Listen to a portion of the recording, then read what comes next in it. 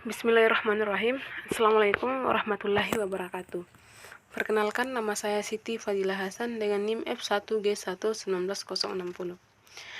Baik, di sini saya akan membahas materi tentang data warehouse. Adapun materi yang akan kita bahas di sini terdiri dari 4 topik. Yang pertama itu tentang data warehouse, yang kedua data mars, yang ketiga data lakes, yang keempat perancangan, pemodelan, dan implementasi data warehouse. Lanjut, data warehouse. Data warehouse adalah koleksi data yang mempunyai sifat subject oriented, integrated, non-volatile, dan time variant untuk mendukung proses pengambilan keputusan dalam manajemen. Menurut Menino, data warehouse adalah tempat penyimpanan data terpusat di mana data dari basis data operasional dan sumber lainnya diintegrasikan, dibersihkan, dan diarsipkan untuk mendukung pengambilan keputusan.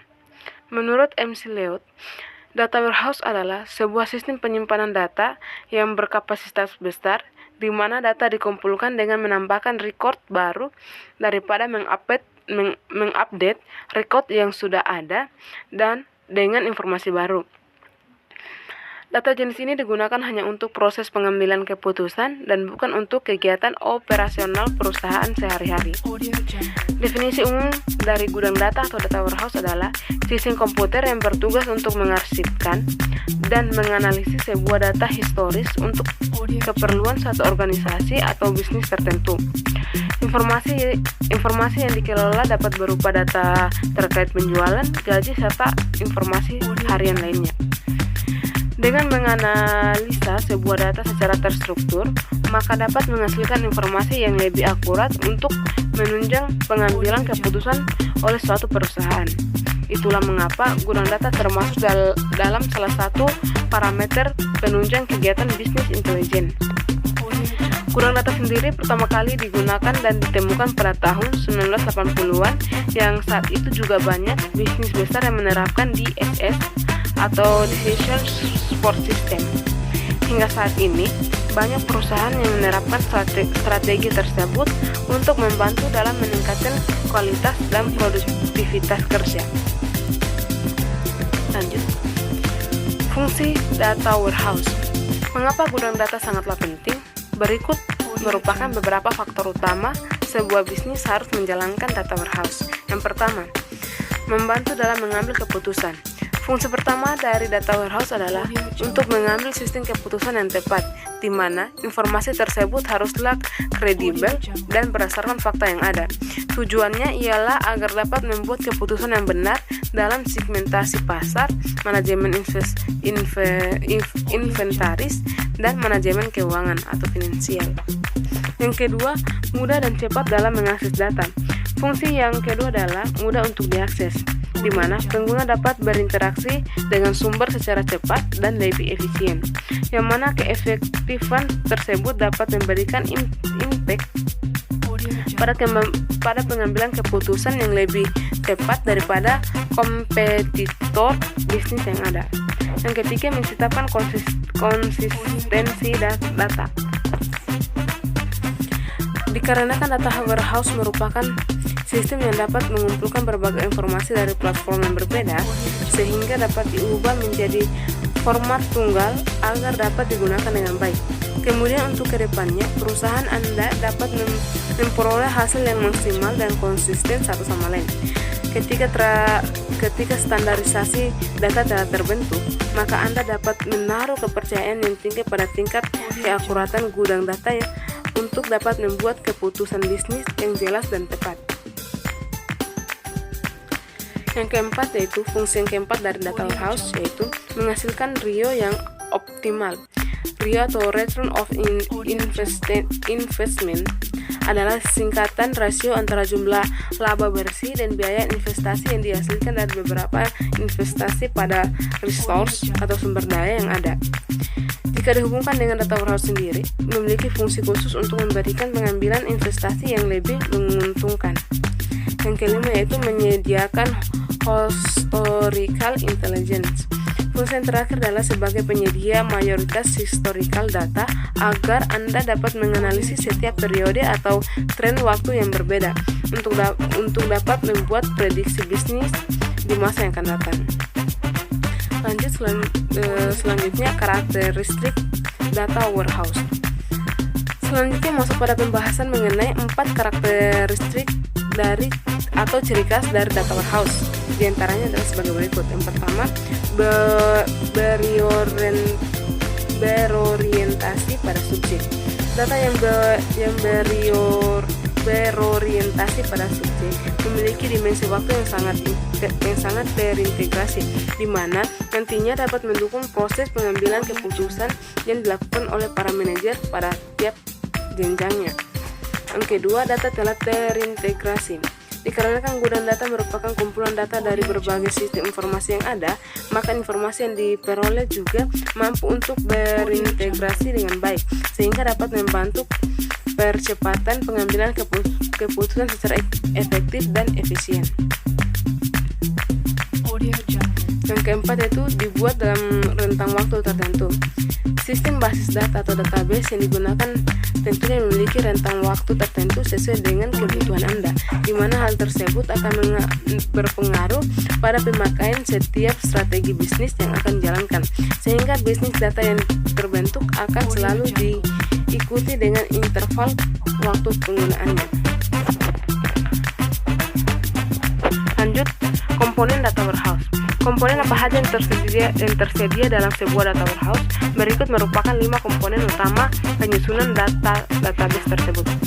1. Gudang. Komponen yang pertama adalah gudang atau tempat penyimpanan dari data tersebut. Bentuknya pun bisa beda-beda, disesuaikan dengan kebutuhan Anda. Di antaranya adalah meliputi data warehouse appliance, analytics, cold hosted, and typical relational database. Yang kedua itu manajemen gudang data. Peranan dari manajemen gudang data sangatlah kompleks, di mana harus ada pihak yang mampu untuk mengelola gudang data dengan baik. Hal yang harus diperhatikan dalam mengelola gudang data antara lain dari segi keamanan, perubahan data, pembaharuan data, pemilihan prioritas tugas, serta segala backup dan recovery apabila terdapat suatu keadaan yang dianggap mendesak. Yang ketiga, metadata. Komponen yang ketiga adalah metadata, yaitu sebuah komponen singkat dalam data tersebut. Fungsi metadata sendiri adalah memberikan konteks atau gambaran mengenai sebuah informasi agar tampak lebih jelas dan selaras. Yang keempat, tool access. Terdapat beberapa tools yang dapat Anda manfaatkan untuk mendukung strategi bisnis Anda menggunakan data warehouse. Pertama, Anda dapat menggunakan konsep data mining dan OLAP. Untuk lebih lanjutnya, Anda dapat mencari beberapa referensi dalam internet. Kedua, Anda dapat menggunakan query reporting atau pengembangan tools analitik sendiri apabila Anda memiliki tim developer atau pengembangan aplikasi atau pengembang aplikasi. Yang kelima, tools ETL. ETL merupakan singkatan dari extract, transform, dan load, yang berarti sebuah proses pengambilan data yang nantinya akan dimodifikasi formatnya, dan pada akhirnya deretan informasi tersebut akan dimasukkan ke dalam data warehouse. Tools tersebut nantinya akan memengaruhi waktu, metode, dan tipe modifikasi dari data tersebut. Lanjut, start skema data warehouse. Banyak sekali skema yang dapat Anda gunakan untuk memudahkan dalam memproses kebutuhan data warehouse. Salah satunya dengan menggunakan metode start skema yang cukup efektif dalam mengelola sebuah database. Skema ini dibilang sederhana dan susunan tabelnya membentuk pola bintang yang di dalamnya tersusun atas dua entitas, yaitu tabel fakta dan dimensi. Berikut merupakan beberapa penjelasan dari tabel fakta dan tabel dimensi. Tabel 1, tabel fakta. Tabel fakta adalah face table bersimetrik mengenai proses bisnis sebuah perusahaan atau organisasi. Data yang termuat dalam tabel tersebut bersifat numerik atau angka dan dapat ditambah. Yang perlu diperhatikan adalah dalam data tersebut harus memuat hal-hal yang berhubungan dengan tabel di sekitarnya, yaitu tabel dimensi. Yang kedua adalah tabel dimensi. Tabel dimensi atau dimension tabel memuat beberapa informasi terkait kapan, di mana, apa, dan informasi yang lainnya. berbanding terbalik dengan tabel fakta. Dimension tabel berisi informasi yang bersifat kualitatif, di mana dalam metode star schema sendiri terdapat beberapa tabel dimensi sekaligus yang mengelilingi tabel fakta. Lanjut pembahasan yang kedua, yaitu tentang data mart. Data mart atau pasar data adalah subset data yang disimpan dalam data warehouse. Pasar data berorientasi subjek yang berisi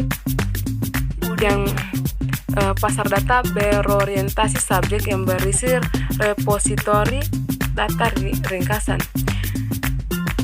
Dikumpulkannya data-data ini adalah untuk analisis yang bermanfaat bagi bisnis, misalnya dalam bidang penjualan, keuangan, maupun marketing.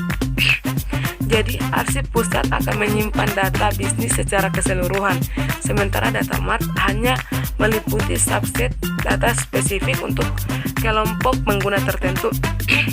Kumpulan data spesifik ini sangat berguna untuk mengisolasi set atau kumpulan data yang lebih kecil, sehingga aksesnya lebih mudah dari para end user. Jadi tentunya pencarian dan pengambilan data akan menjadi lebih cepat. Selain itu, si Sensei menyatakan bahwa dari data mart juga mampu menghindarkan departemen dalam suatu perusahaan mengganggu data satu sama lain. Lanjut, jenis-jenis data mart. Ada dua cara sebuah bisnis bisa membangun data mart, yaitu membuat data mart dari data warehouse yang sudah ada. Yang kedua, membuat data mart independen dari data sumber dan menyusun data warehouse berdasarkan data tersebut. Nah, ada beberapa jenis data mart yang bisa kamu susun. Berikut penjelasannya. Yang pertama, dependen. Data mart dependen mengambil sumber data organisasi dari data warehouse tunggal. Jenis yang satu ini sifatnya tersentralisasi. Menurut IBM, data mart dependen mengekstraksi subset dari primary data kapanpun dibutuhkan untuk analisis. Ada pendekatan untuk menyusun data warehouse dependen. Pertama, penggunaan bisa mengakses data warehouse dan data mart secara bebas tergantung kebutuhannya. Alternatif kedua yaitu pengguna hanya diberi akses pada data mart saja. Cara kedua sering dianggap kurang bagus karena menghasilkan banyak data chankaya. Yang kedua, independen. Jenis data independen dibuat tanpa menggunakan data warehouse sebagai data pusat data. Dibandingkan jenis dependen, data mart independen lebih sesuai untuk kelompok-kelompok kecil dalam sebuah organisasi. Indikatif menyatakan bahwa data mart independen biasanya berfokus pada suatu informasi bisnis saja. Data untuk jenis data mart ini dimasukkan secara terpisah dan diperoleh dari sumber data internal maupun eksternal. Sayangnya, data mart jenis independen cukup sulit untuk didesain dan dikembangkan. Jenis ini berguna untuk mencapai tujuan dalam jangka pendek, meski cukup kompleks untuk diatur. Yang ketiga, hybrid. Data mart hybrid adalah jenis yang menggunakan sumber-sumber selain dari data warehouse. Jenis data mart ini sangat berguna jika ingin menambahkan kelompok baru ke dalam organisasi.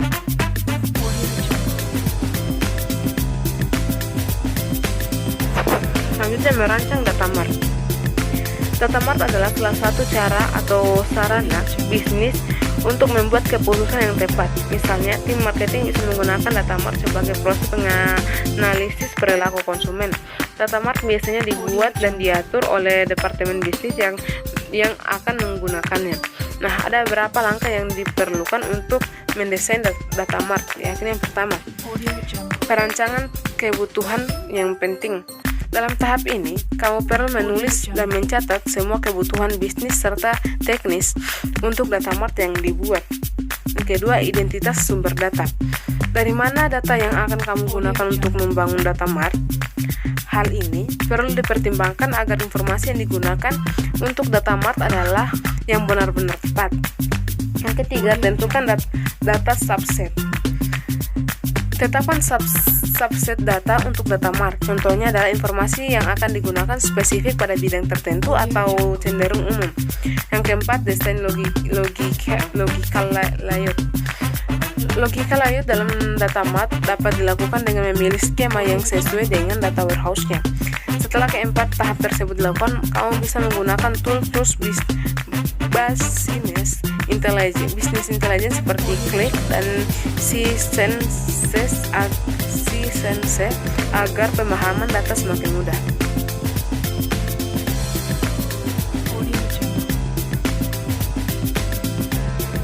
Lanjut, materi yang ketiga tentang data lake. Data lake adalah gudang penyimpanan yang dapat menyimpan data terstruktur, semi terstruktur, dan tidak terstruktur dalam jumlah besar. Ini adalah tempat untuk menyimpan semua jenis data dalam format aslinya tanpa batas tetap pada ukuran atau file akun. Ini menawarkan kuantitas data yang tinggi untuk meningkatkan kinerja analitik dan integrasi asli. Data lake merupakan cara yang hemat biaya karena mempunyai semua data dari suatu organisasi yang akan diproses nantinya. Seorang riset analisis dapat berfokus pada penemuan pola-pola makna dalam data dan bukan data itu sendiri. Lain halnya dengan data warehouse, hierarki di mana data disimpan dalam file atau folder. Data lake memiliki arsitektur datar. Setiap elemen data di data lake diberi pengidentifikasi unik dan diberi tag dengan suatu set informasi metadata. Tujuan utama dari membangun data lake adalah untuk menawarkan pandangan data yang belum diolah ke para ilmuwan atau peneliti data. Berikut ini alasan menggunakan data lake. Pertama, dengan munculnya mesin penyimpanan seperti Hadoop, penyimpanan informasi yang beberapa menjadi lebih tidak perlu memodelkan data ke skema perusahaan secara meluas apabila dengan menggunakan data lake. Dua, dengan meningkatkan volume data, kualitas data, dan metadata, kualitas analisis juga meningkat. 3. Data lake juga menawarkan kecepatan proses dalam bisnis. 4. Pembelajaran mesin dan kecerdasan buatan dapat digunakan untuk membuat prediksi yang menggunakan dan menawarkan keunggulan kompetitif bagi organisasi pelaksana. Berikut ini adalah konsep-konsep kunci dari data lake yang perlu dipahami sepenuhnya untuk memahami data lake arsitektur. Yang pertama itu data ingestion atau penyerapan data. Penyerapan data memungkinkan konektor untuk mendapatkan data dari sumber daya yang berbeda dan memuat ke dalam data lake. Penyerapan data mendukung semua jenis data terstruktur, semi terstruktur, dan tidak terstruktur. Beberapa konsumsi seperti bits, real time, beban satu kali. Banyak jenis sumber data seperti database, web server, emails, IoT, dan FTP. Yang dua, data strongs. Penyimpanan data harus terukur, menawarkan penyimpanan hemat biaya dan memungkinkan akses cepat ke eksplorasi data dan harus mendukung berbagai format data. Yang ketiga, data governance. Tata kelola data adalah proses pengelola ketersediaan, kegunaan, keamanan, dan integrasi data yang digunakan dalam suatu organisasi. Yang keempat, security. Kemampuan perlu diterapkan di setiap lapisan data lake, di mana dengan strong unering dan pemakaian data, tujuan utamanya adalah menghentikan akses untuk pengguna yang tidak sah, autentikasi kepemilikan akun, otorisasi, dan perlindungan data adalah beberapa fitur penting dari kemampuan data lake, keamanan data lake. Yang kelima, data quality. Kualitas data merupakan komponen penting dari arsitektur data lake. Data digunakan untuk membentuk nilai bisnis. Mengekstrak wawasan dari data berkualitas buruk akan mengarah pada wawasan yang berkualitas rendah.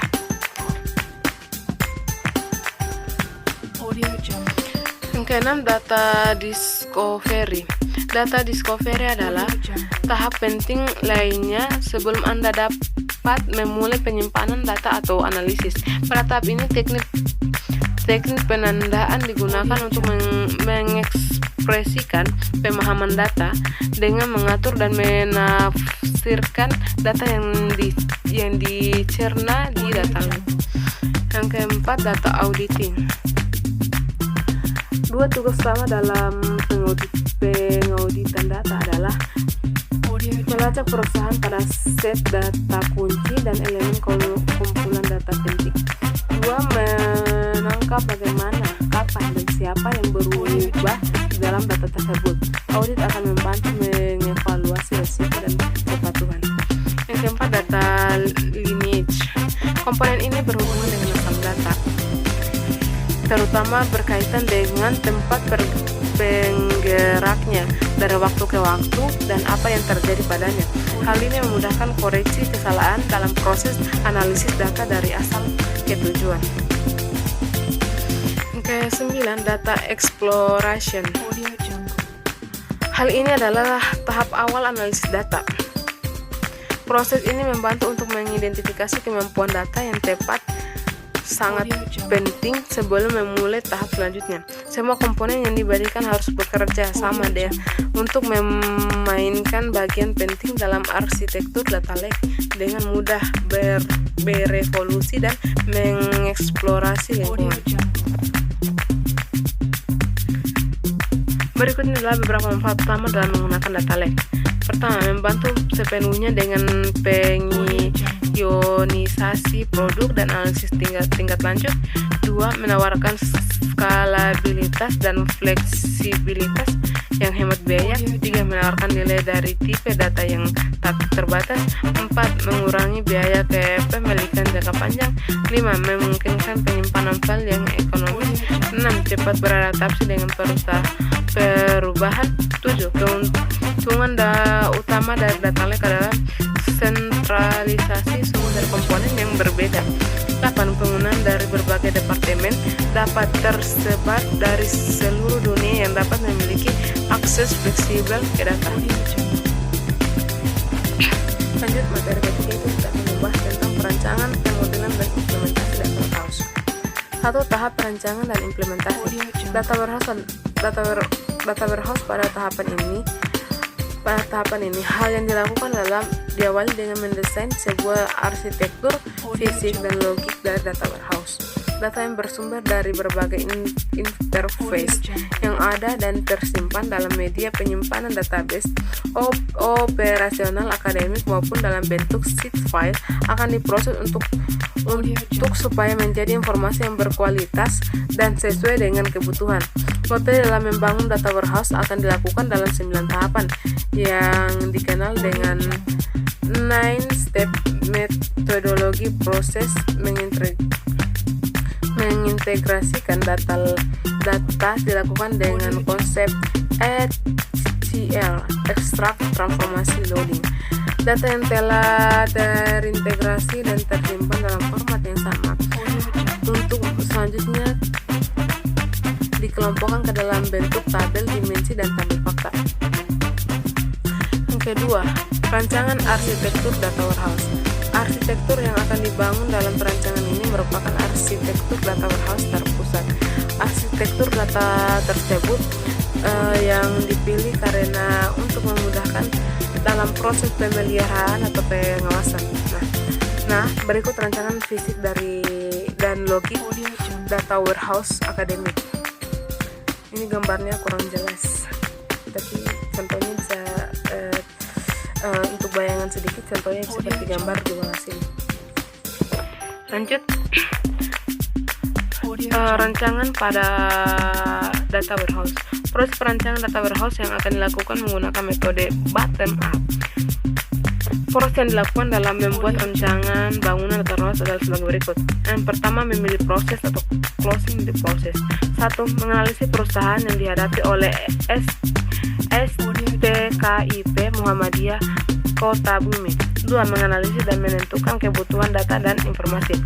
Analisis kebutuhan informasi adalah tahap menganalisis informasi apa saja yang dibutuhkan oleh sekolah tinggi untuk meningkatkan kinerja bisnis bisnisnya. Maka dirumuskan informasi diinginkan untuk mendukung proses evaluasi dan analisis pengambilan keputusan pada tingkat pimpinan sekolah tinggi dan pimpinan program studi antara lain. Yang pertama itu mengetahui informasi jumlah dan data mahasiswa baru, mengetahui status mahasiswa pada setiap semester seperti jumlah data mahasiswa aktif setiap semesternya atau jumlah data mahasiswa cuti, non-aktif, atau keluar. Yang ketiga itu mengetahui jumlah mahasiswa lulus setiap tahun akademik dengan kriteria jumlah data mahasiswa yang lulus tepat waktu, jumlah data mahasiswa yang lulus dalam waktu lebih dari 4 tahun, jumlah data mahasiswa yang lulus dengan predikat IPK dengan pujian atau cum laude, sangat memuaskan dan yang ketiga itu memilih metodologi perancangan data warehouse. Metodologi yang akan digunakan dalam perancangan data warehouse menggunakan metode Kimball yang dikenal dengan 9-step methodology.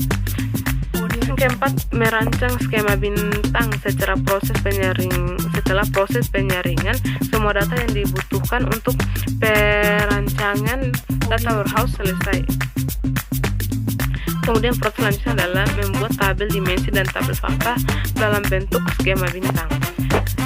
Bagian B itu memilih crane atau ghosting the crane.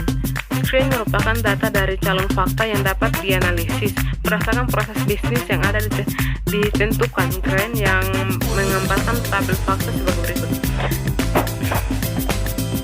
Jumlah mahasiswa baru dilihat berdasarkan NPM mahasiswa tahun akademik, program studi. Jumlah status mahasiswa dilihat berdasarkan NPM mahasiswa tahun akademik, semester, dan status. Jumlah mahasiswa lulus dilihat berdasarkan NPM tahun akademik, program studi, lama studi, dan IPK. Identifikasi penyesuaian dimensi rancangan matriks untuk arsitektur data warehouse akademik STKIP Muhammadiyah Kota Bumi disesuaikan dengan hasil analisis kebutuhan dan akan digunakan untuk dasar membuat data warehouse adalah sebagai berikut. Ini adalah tabel untuk rancangan matriks proses bisnis dan dimensi. Keempat itu memilih fakta. Memilih fakta yang digunakan dalam data mat. Masing-masing fakta memiliki data yang dapat dihitung dan nantinya dapat ditampilkan dalam bentuk laporan, grafik, atau diagram. Berikut adalah fakta-fakta yang digunakan. Yang pertama itu jumlah mahasiswa baru meliputi NPM, kode prodi, kode tahun akademik. Jumlah mahasiswa aktif meliputi NPM, kode prodi, kode tahun akademik, kode semester, kode status akademik. Jumlah mahasiswa lulus meliputi NPM, kode prodi, kode tahun akademik, IPK, kode lama studi. Yang kelima itu menyimpan recalculation dalam tabel fakta. Fakta dalam tabel fakta terdapat data yang merupakan kalkulasi awal. Hasil dari kalkulasi ini disimpan dalam tabel-tabel fakta. Jumlah dari mahasiswa dalam setiap proses di fakta mahasiswa baru, fakta status mahasiswa aktif, cuti, non-aktif, keluar, dan bernilai 1 untuk setiap rekornya. Selanjutnya bagian F itu melengkapi tabel dimensi. Menambahkan deskripsi teks pada tabel dimensi. Deskripsi disampaikan agar dapat dimengerti oleh user. Selanjutnya memilih durasi basis data. Data yang akan dikelola dalam data warehouse merupakan data historis akademik. Durasi data yang digunakan adalah data mahasiswa tahun akademik 2011 sampai 2014. melacak dimensi yang berubah secara perlahan. Atribut yang ada pada tabel dimensi tidak selamanya memiliki nilai yang tetap atau statis. Perubahan nilai pada tabel dimensi dapat saja berubah dalam waktu yang cukup lama. Oleh karenanya perlu dilakukan update tabel dimensi untuk menjaga keakuratan dan kekonsistenan data. Dalam mengatasi dan memantau perubahan yang terjadi pada dimensi, maka penulis memilih tipe kedua dari 3 tipe perubahan yang dijelaskan oleh Kimball atau Ross dan Ross, yaitu dimana apabila atribut dimensi yang diubah maka menyebabkan terciptanya record dimensi baru dengan storage key yang berbeda. Selanjutnya, menetapkan prioritas dan metode dari query. Pada proses ini, hal yang dilakukan adalah mempertimbangkan pengaruh pada perancangan fisikal seperti keberadaan dari ringkasan dan penjumlahan serta masalah proses ETL-nya, extraction, collection, dan loading, backup, dan keamanan atau security yang memberikan batasan pada user merupakan faktor yang harus diperhatikan.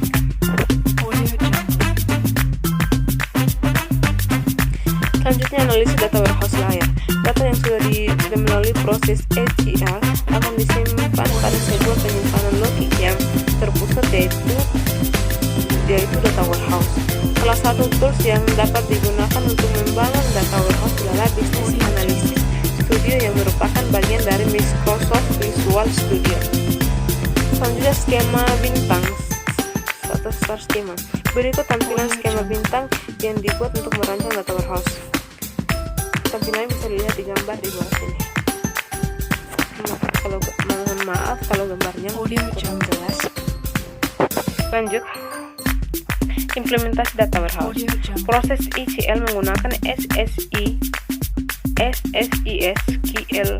SQL Server. Gambaran pertama itu proses ETL ke database, proses ETL ke data warehouse. Sedangkan gambaran kedua ini proses loading data ke tabel dimensi. Gambarannya kira-kira seperti gambar di atas ini. Selanjutnya itu proses OLAP atau Online Analytic Processing. OLAP atau Online Analytic Processing merupakan salah satu cara dalam mengelola data pada data warehouse. Proses OLAP digunakan untuk memberikan informasi secara detail dan terperinci tentang informasi strategis yang dibutuhkan oleh pengguna. Proses OLAP yang digunakan antara lain roll up dan drill down. Berikut contoh proses OLAP untuk status mahasiswa STKIP Muhammadiyah Kota Bumi. Tabel di atas menampilkan contoh struktur tabel yang sudah melalui proses roll up, yaitu menampilkan keseluruhan jumlah status mahasiswa setiap tahun akademik untuk setiap program studi. Tanda plus menyatakan data dalam kondisi roll up, sedangkan tanda minus menampilkan kondisi drill down. Nanti contoh proses OLAP untuk status mahasiswa STKIP Muhammadiyah Kota Bumi. Nah, berikut adalah gambar grafik mahasiswa STKIP Muhammadiyah Kota Bumi. Pada grafik di atas menunjukkan tampilan data status mahasiswa pada setiap program studi di setiap semester. Status mahasiswa dapat diketahui berdasarkan kelompok mahasiswa, konversi, dan reguler.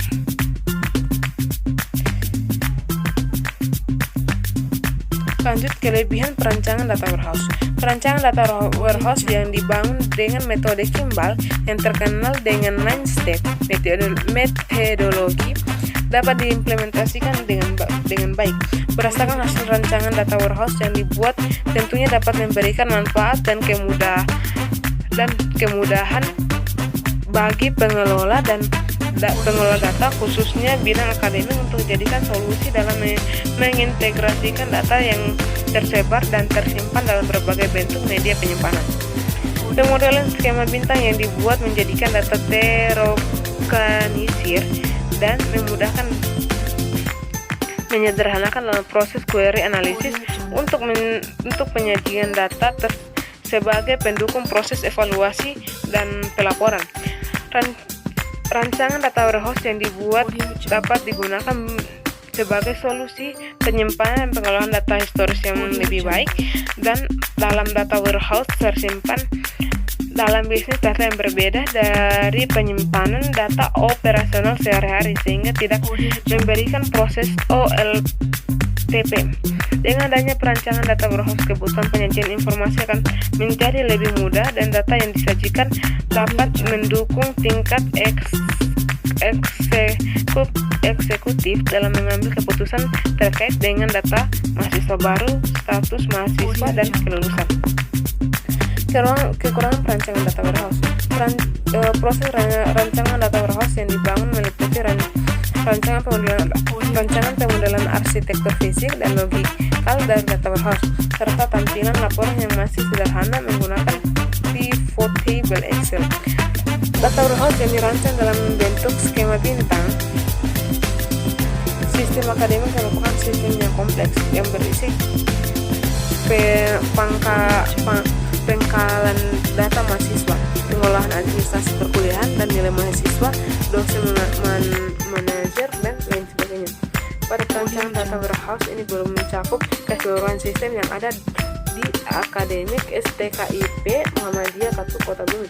Rancangan masih terbatas pada sebagian kecil dan sistem akademik seperti pengolahan dan data mahasiswa baru, status mahasiswa, dan lulusan. Baik, mungkin itu saja yang bisa saya jelaskan.